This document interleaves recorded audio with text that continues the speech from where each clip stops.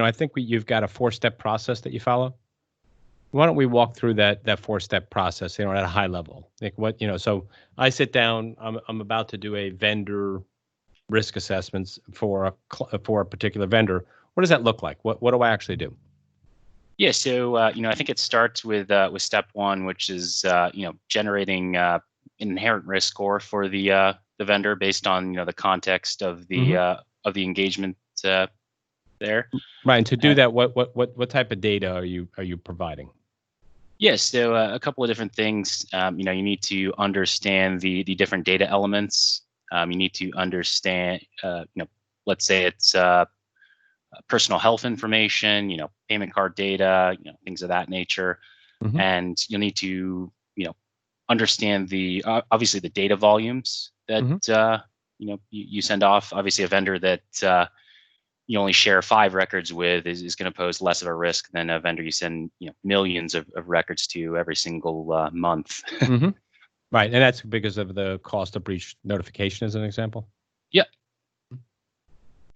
Cool. And then the next step here, we take a look at dynamically generating that questionnaire. Like I spoke about earlier. We obviously we create a sort of right size questionnaire for that specific vendor, that kind of caters to the specific risks that that vendor poses to the organization.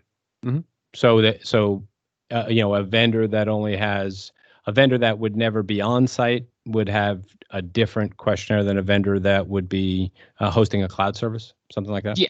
Yep. Okay. Precisely. Gotcha.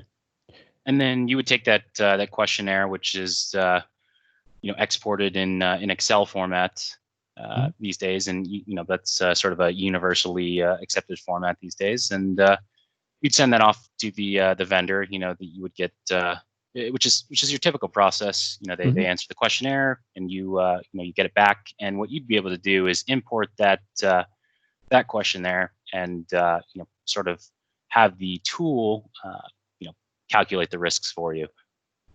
Gotcha. So we start with inherent risk. We send a questionnaire which is specific to their risk, that vendor's specific risks based on the type of vendor they are and the type of data they have access to and the quantity of data they have access to.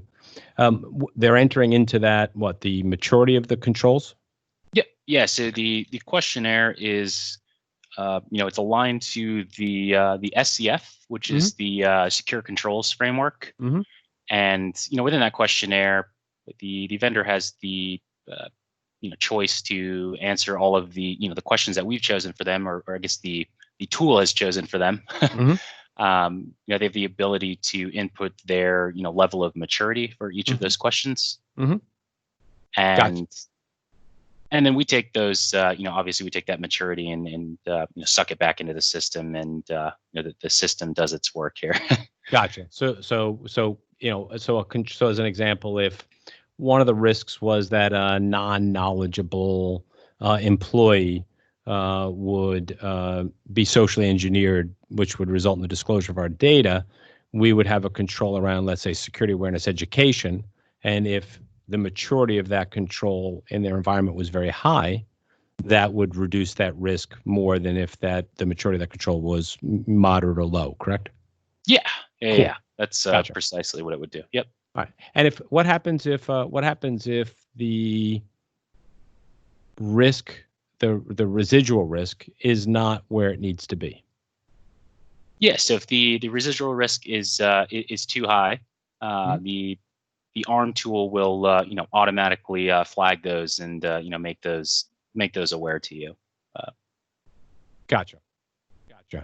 And the other thing which I think is really cool is that it'll actually even give you some automated recommendations, based on that. So as an example, it'll know, in that particular example I gave, it'll know that, really, in order for you as our vendor to meet our risk tolerance levels, you would need to improve that security awareness education program from its current maturity of 1 to a maturity of 2.5 or 3 in order to reach our risk, our acceptance risk criteria. Correct? Yep. Yeah, it would make those those specific recommendations, like you said.